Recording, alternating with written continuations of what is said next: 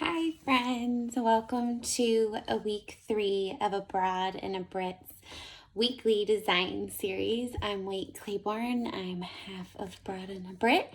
I will try to record this one time where Matt can be here. He works long hours, especially during the summer. So hopefully soon he'll be able to be here when I'm recording so he can jump in and give his 2 cents as well.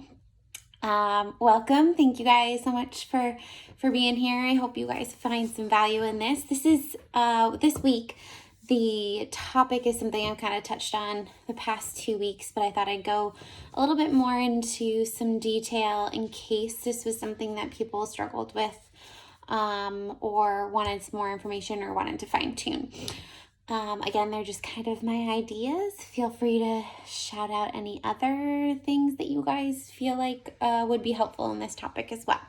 So, week 3, we are talking about how to create a color palette. And when I talk about color palettes, I kind of use them loosely, as I don't feel like that's something I want to be married to. It's just a great guideline.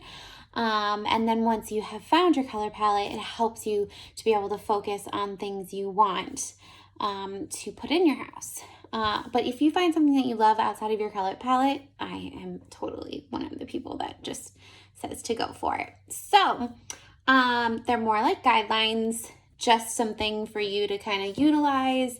Don't feel like you need to keep it all, like, keep things that you love out of it.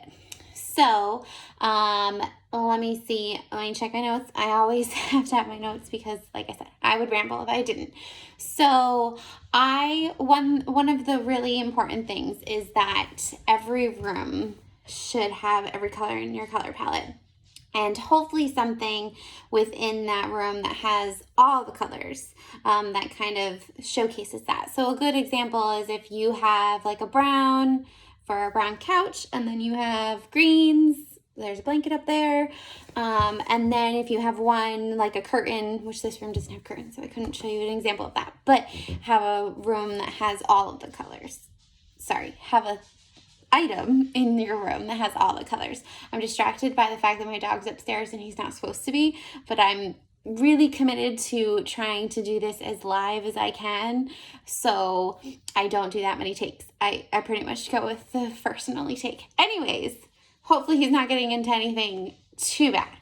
So try to have something with all your colors in every room, and then that will be kind of your focal point. If you want to get into that too technical, don't worry about it.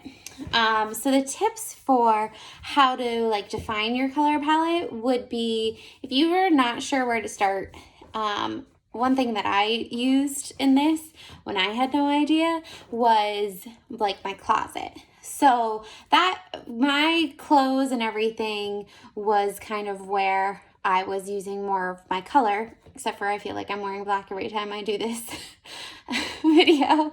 So if you look at the colors that you find or you lean towards in your closet, then you can kind of say, okay, well, I love these colors.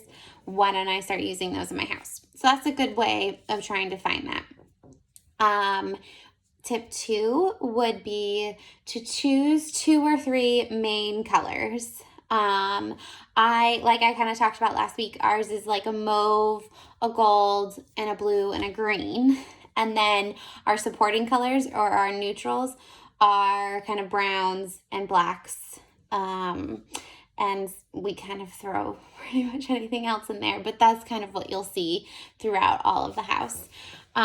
So choose your main colors and supporting colors, and then you can choose your neutrals. Our supporting colors are neutrals, so we don't kind of double that. And then tip 3, already, wow, speeding through this. Tip 3, don't feel too constrained. Feel free to use shades that are similar. So this one I can kind of go into a little bit more.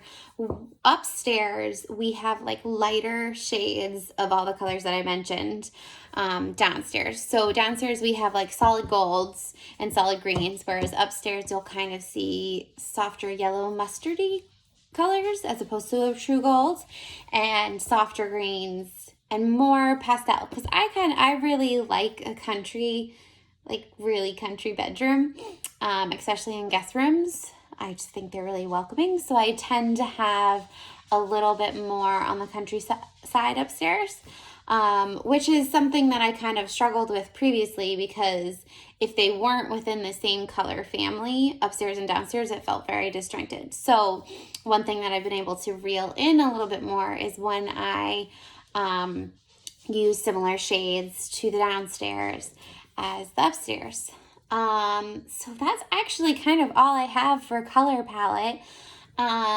If you have a color palette with lots of different variations of one color, I would really try to see if you could push yourself to have a color pop here or there, and then you can kind of feed into saying, well, do I like this? Do I like that in the atmosphere of that room? Another thing to kind of consider when you're thinking about a color palette is, see, off the cuff, I'm just going to kind of roll with this, is feel how a room is. So our main bedroom has a lot of greens and neutral tones to it because we wanted it to feel restful.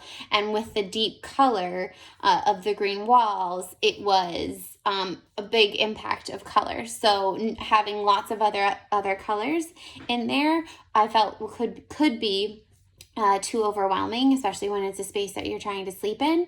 And so I use the rest of the colors in that room to kind of tone down the intensity of the green.